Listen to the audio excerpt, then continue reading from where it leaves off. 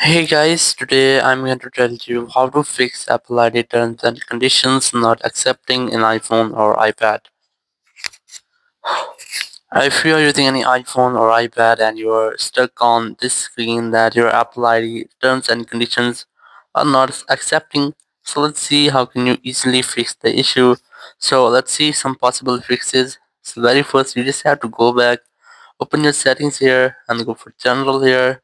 You have to double check your VPN connection that you're not connected to any VPN, or if you're connected, try to disconnect with the VPN. Then go back from here, go for the date and time settings, and you have to enable this toggle to set your date and time automatically. And after doing that, just go back.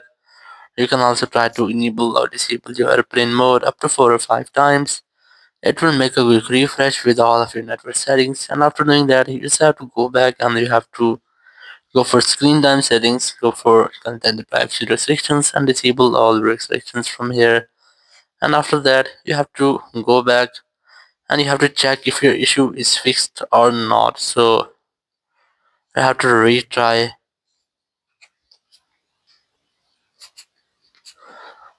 So I'm going to retry if this issue is fixed or not.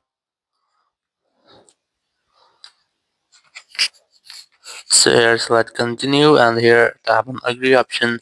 So it's working for me. Or if your issue is still not fixed, you just have to go back.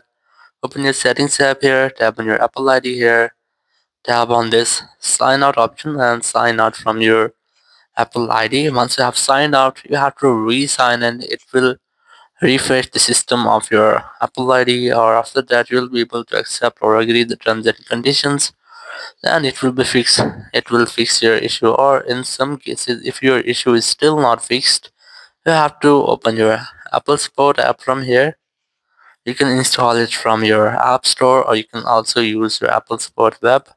Open iPhone settings from here, select more option, select App Store from here, tap on get more help, then tap on call us. Now you will find a phone number. Whenever you want to talk, you have to simply dial this phone number and you will be connected with Apple Support team member. You can discuss about your issue and get official help from there. So in this way your issue will be fixed. Thank you very much for watching the video. Until next video, bye bye.